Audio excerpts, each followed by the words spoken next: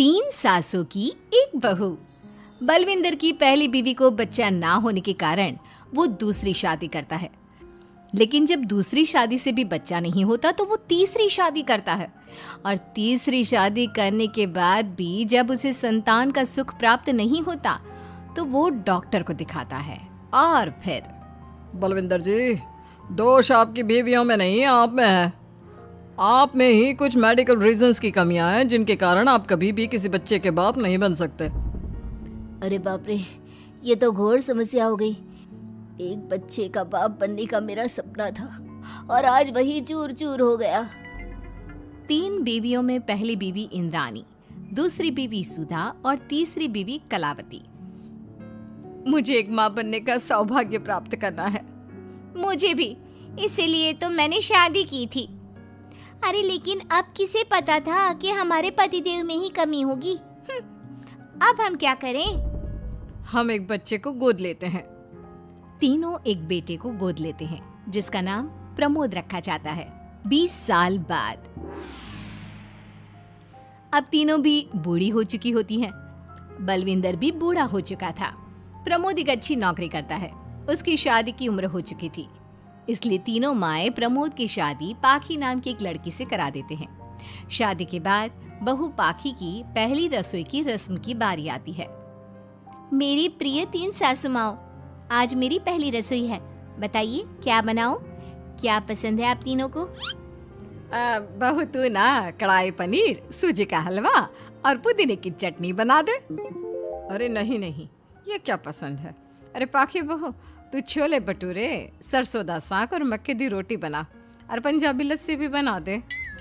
ओफो, सच में मेरी सौतन हो, खाने के मामले में तुम्हारा टेस्ट और चॉइस दोनों भी बकवास है। बहू, नॉर्मल सिंपल सात्विक भोजन बना दो और हलवा पूड़ी खीर का भोग चढ़ा दो भगवान को मंदिर में। अरे कैसे तुम दोनों अपनी मनमानी कर रही हो?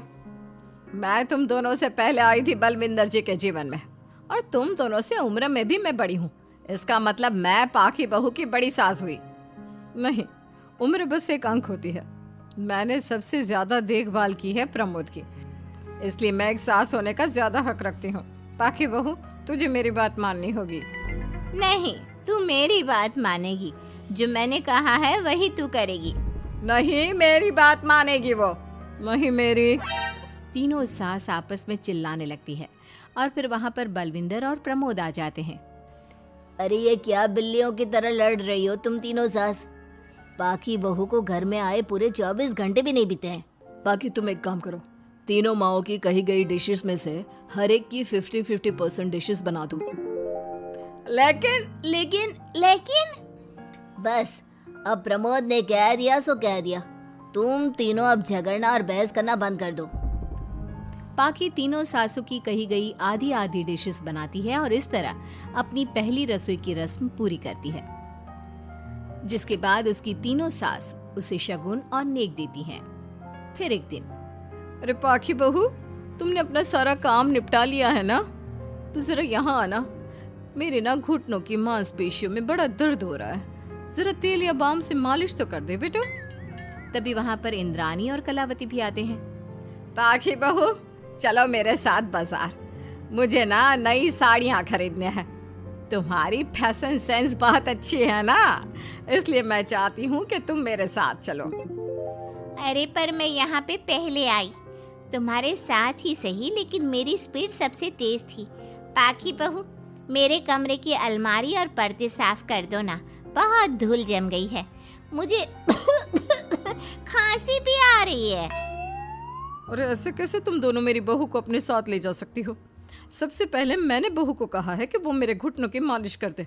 अब जाओ, 1 घंटे के बाद अपनी ये फीकी शक्लें लेकर फिर से आना। सुधा मैडम, ज्यादा ना बोलो। पाखी बहू को तुम दोनों से ज्यादा देख दिया है मैंने, इसलिए पाखी बहू तो मेरा ही काम करेगी। और वैसे भी ये सुशील सर्वगुण संपन्न बहू अपनी इस बेचारी बूढ़ी सास को हंसते हुए कैसे देख सकती है? क्यों पाखी बहू?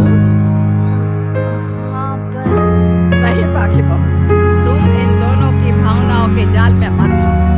और रही बात से तोला जाता है, ना कि पैसों के भाव से। मतलब है कहीं के। ओ इंद्राणी, ज्यादा मत उछलो, पता है कौन कितना मतलबी है।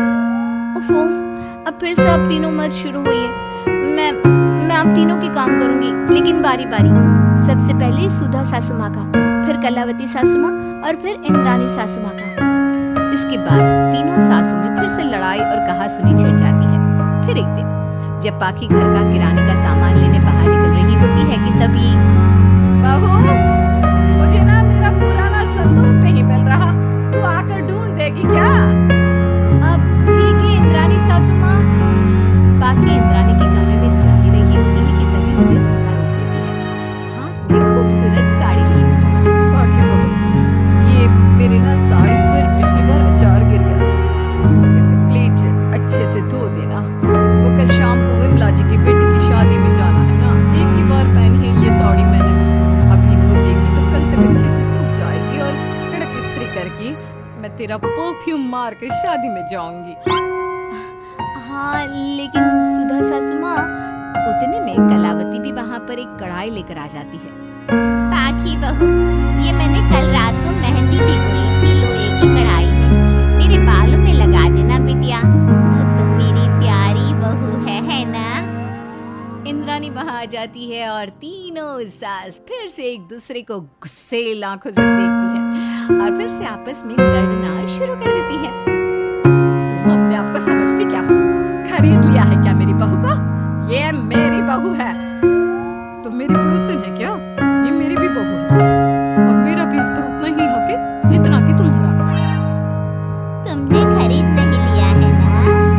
ये मेरी है, सिर्फ मेरी, इकलौती बहू मेरी पाखी, मेरा ही काम करेगी। क्यों पाखी? नहीं, ये मेरा काम करेगी। पहले मैंने आवाज लगाई थी, तुम दोनों तो ऐसी बहू पाने के लायक भी नहीं हो। हट जाओ तुम दोनों और खुले मैदान में जाकर एक दूसरे से लड़ो और नोचो एक दूसरे को। लेकिन पाखी बहू तो सिर्फ मेरी ही सुनेगी और मेरे ही आदेशों का पालन भी करेगी। तीनों सासों के बढ़ते झगड़े को देख पाखी अपना आपा खो देती है और जोर से चिल्ला पड़ती है।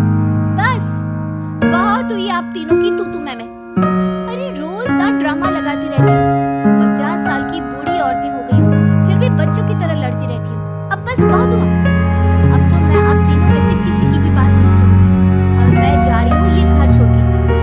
अब मुझ में और सहन शक्ति नहीं बची, मैं चली। अब लड़ो झगड़ो, एक दूसरे को मारो पीटो नोचो, जो करना है करो। पाखी अपना सूटकेस लेकर घर से बाहर निकलने लगती है।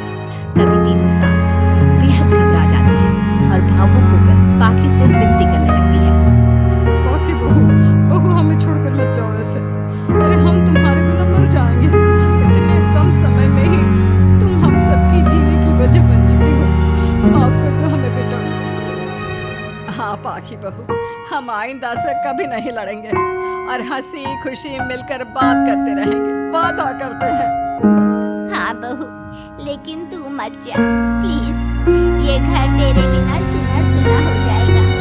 हम तीनों सासू की एक ही तो बहू है, लेकिन हम अपनी एक बहू को बेटी की तरह प्यार देंगे, उसके साथ सहेलियों की तरह रहेंगे। लड़ाई झगड़ा सब कुछ छोड़ देंगे बेटा, लेकिन तू छोड़ के मत जा। अपनी तीनों सासों को भावुक देखकर पाखी की भी आंखें भर आती है और वो उन तीनों को माफ कर देती है और उनके गले लग जाती है।